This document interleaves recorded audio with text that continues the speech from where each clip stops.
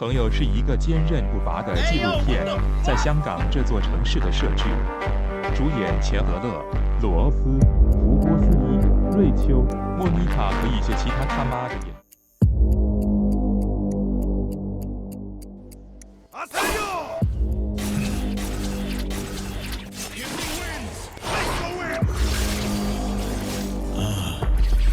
Hello, brother. Our paths cross once again.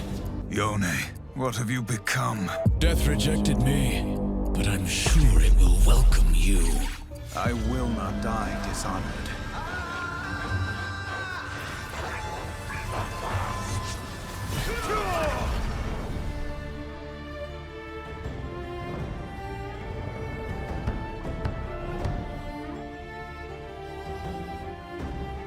Well, hello! Hi everybody, hope you're all having a good day. Welcome to another episode of Champions of the Rift, the show where I talk about League of Legends characters in the most informative and funny way I know how. Today, we're taking a look at not one, but two characters, Yasuo the Unforgiven and Yone the Unforgotten. Now, without any further ado, let's get into it. Wait! Before that, I have a small announcement. I have a Twitch channel now. Making these videos can be really draining, and after my most recent one, and now this, I might take a break here and there for a couple of weeks, so in the meantime, if you wanna watch me try to enjoy Ranked and understand the new season and why Eclipse hasn't been removed yet, come check out my stream. The link will be in the description as well as somewhere on the screen right now. So come check it out if you're interested. Okay, that's pretty much it. Hope you enjoy the video. Editing Traiku out. So, for those that don't know, Yasuo and Yone are brothers, and because of such, their lores have a pretty big connection. However, for the sake of everyone's time, I'm gonna do my best to explain both of their stories in one small tale of a swordsman looking for redemption. Yasuo was born to a widow who was already raising a son by the name of Yone, and Yone was everything Yasuo was not. Respectful, cautious, all of that good shit. However, the two were inseparable, and what Yasuo lacked in patience, he made up for in determination. On top of that, his natural talent made him catch the attention of the last master of the legendary wind technique by the name of Elder Soma.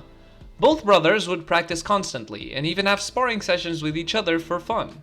Life was great. However, it all changed when the Noxus Nation attacked. Yone was tasked to defend against the Noxian forces, while Yasuo stayed in the village to protect his master. However, Yasuo, being the dumbass main protagonist with a hot head that he is, wanted to go into battle, and once he heard a fight nearby, he left his post believing he could turn the tide. But, after only finding dozens of both Noxian and Ionian corpses scattered around the battlefield, he returned to his village the next day just to find the elder dead, and the village blaming him for it. Filled with guilt, but also commitment to prove his innocence and find the real killer, Yasuo ran away and began his search while having to fight and kill his former allies. Yasuo, surprisingly, didn't really care about this, until Yone, who blamed himself for failing to teach his brother the righteous path, stood in front of him. Yone was fast, but Yasuo's wind technique was too powerful, and with a single attack the Wanderer cut his brother down. In his dying breath, Yone told Yasuo that the master died to a wind technique, so he was the only one that could have done it. Spoiler alert for those that didn't know, it was actually Riven. Anyway, Yasuo, without master or brother, found himself drinking his problems away in the mountains, until he met Talia, and became her teacher in the ways of elemental magic. They shortly after parted ways, and Yasuo journeyed to the Spirit Blossom Festival, hoping very little that the mentioned healing rituals would ease his heart. When he got there, however, Yasuo encountered an Azakana that was feeding on his pain and regret, and also wanted to devour him. But before he could do so, a masked individual intervened and stopped the creature, Yasuo fastly realizing that he was Yone, who after death found himself in the spirit realm, with the weight of his failure crushing him, and because of such, an Azakana attacked Yone, and even though his swordsmanship was still unparalleled, magic was once again overwhelming him. And knowing this, anger consumed Yone, and in a fit of rage he threw a lifetime of honor and duty to defeat the creature in one blow. Yone passed out after that, and when he woke up he was again in the mortal realm, but as both a human and the hunter of the Azakanas he could now see clearly. Reunited, Yasuo and Yone took the creature down with righteous fury, and after such, Yasuo expected Yone to take his vengeance. but his brother let him go with a little bit more than a bitter blessing. Now Yasuo has embarked in a new adventure, which seems to be the Ruined King story that's coming out in 2021, while Yone continues to hunt the Azakanas in an attempt to understand what he himself has become. So that's about it for their story. How are they in game though?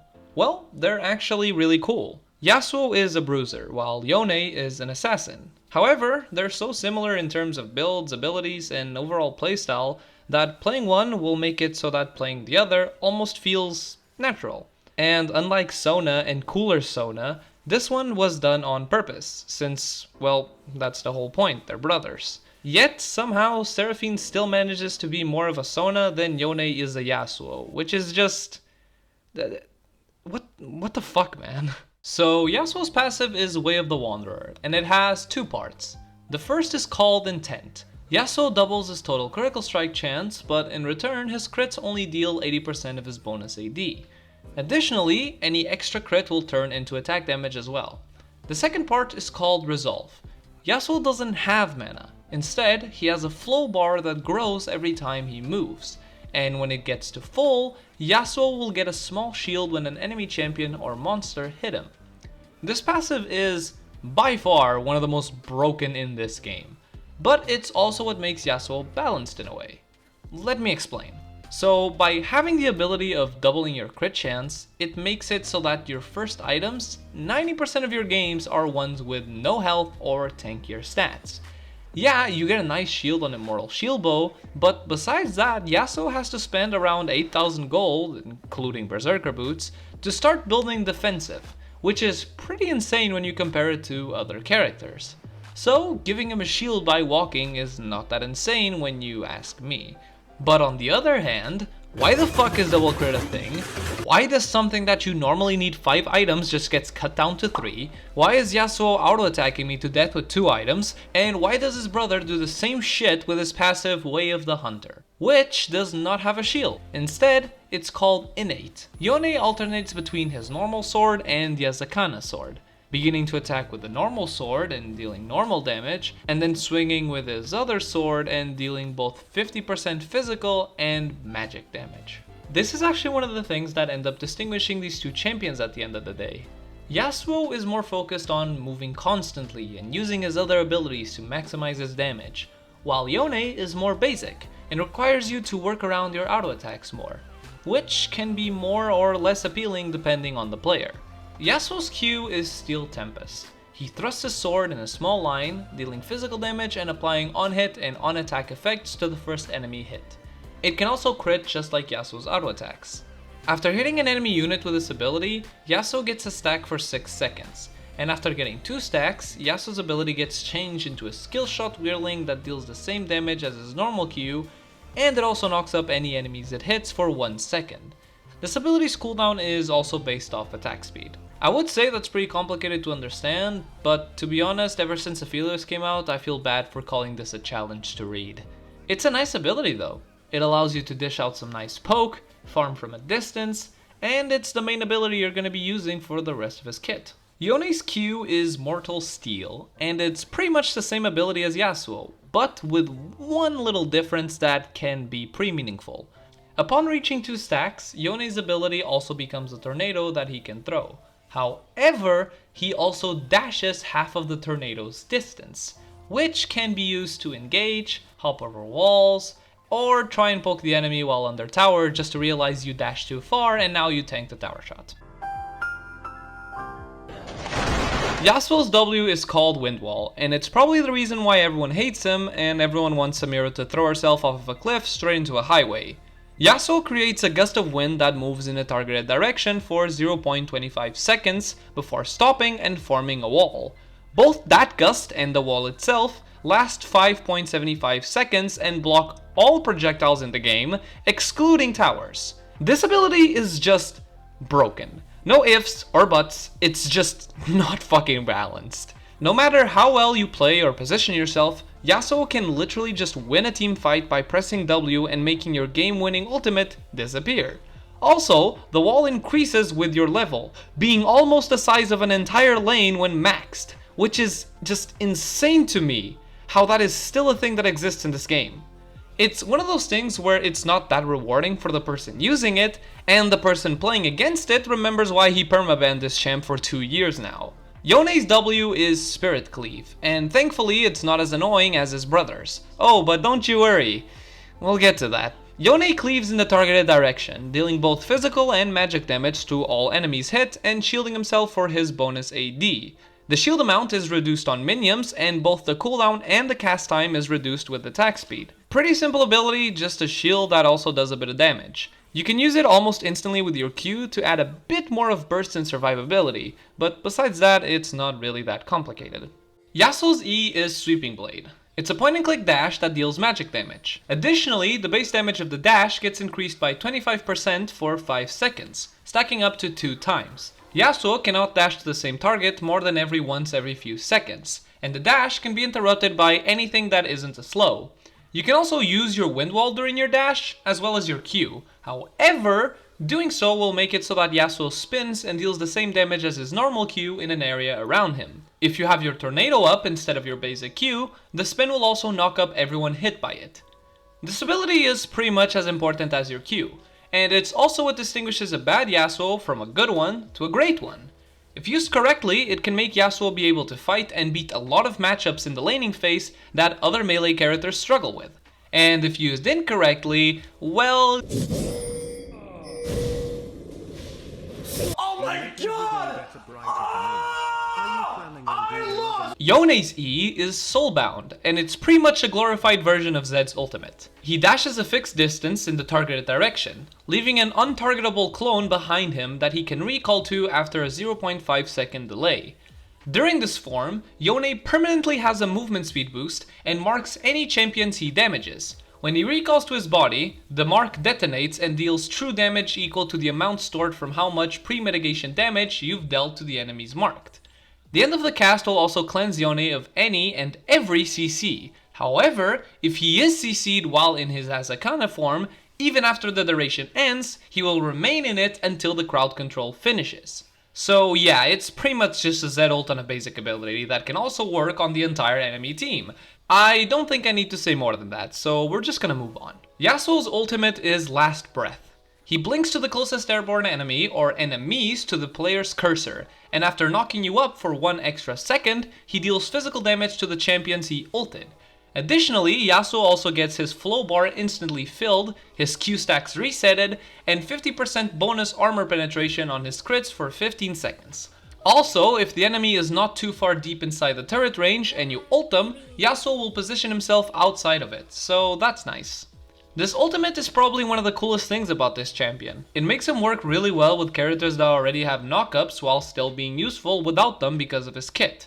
It's an ability that works for pretty much any situation as well. You can use it for both 1v1ing or team fighting. However, ulting a knocked up target on Yasuo is kinda like following a Lee Sin Q after hitting it. Some people don't know when to not do it. Yone's ultimate is Fate Sealed. He stands still for almost 1 second before blinking to the targeted direction and stunning everyone hit for 1 second. Yone will carry everyone hit by the ult up to the last targeted hits, and if no one gets struck by the ult, then he will just end up at the maximum range of it instead. Very shortly after, Wind will rush on the same line and deal physical damage and magic damage while knocking them up for 0.75 seconds. Yone's ultimate, unlike his brother's, is a solo carry ability, in the sense that you don't need a Malphite ult to ult 5 people. You are the Malphite. Pain. Also, if you were wondering, yes, you can use your ult while in your Asakana form, which adds a whole new meaning of the phrase hit and run. So what do you max first on these two? Well, funny enough, the same abilities in the same order, which makes my job a lot easier. First, you go with Q, since your other abilities don't really do anything damage-wise, and with some attack speed items, the ability is on a very short cooldown, and you can pretty much spam it. Second, you want to go with your E for more mobility and damage. And lastly, you go with W for survivability. You know, lore and gameplay-wise, it's pretty funny how these two came about. Yasuo was released, and to this day, he is one of the most hated and banned characters in League of Legends. Yet Riot saw this guy and thought, hey, what if we make another one? And what's even more surprising is that everyone loved it. His character, I mean, not the actual champion. Yone is an assassin version of Yasuo, which, if by itself doesn't sound stupid enough, he's also easier to play and carry with his only downside being his weaker early game. However, it's his simplicity that makes him the worst out of the brothers. Yasuo's overall kit allows for good players to be able to turn a lost fight into a winning one, with actual combos and tricks that have been found and perfected over the years, kinda like with Riven or Lee Sin, and that's why people like him so much. Meanwhile, the coolest and flashiest thing you can do with Yone is... You fool!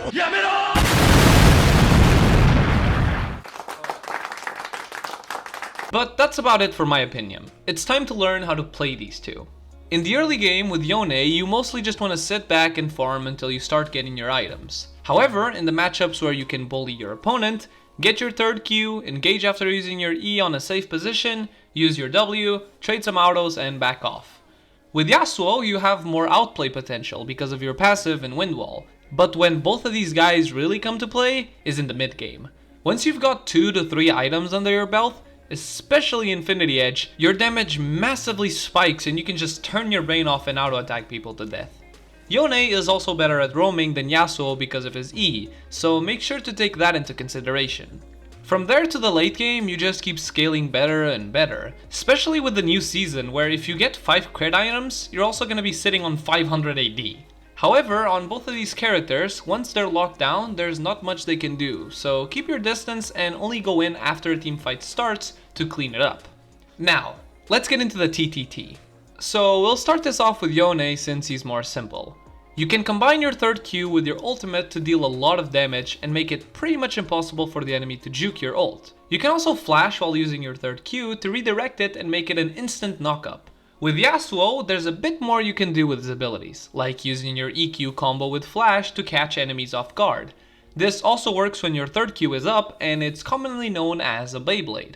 While someone is airborne by your tornado or any knockup ability, Yasuo can EQ beforehand and then ult to transfer that damage to said enemy.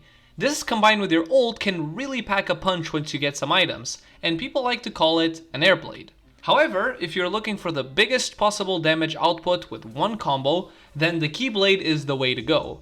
However, this is one of the hardest combos to pull off. First, you're gonna need a decent amount of attack speed and flash up. Then, what you wanna do is get your third Q ready, use the Beyblade combo on the enemy, auto attack or wait a bit less than a second, and then airblade as they're still in the air.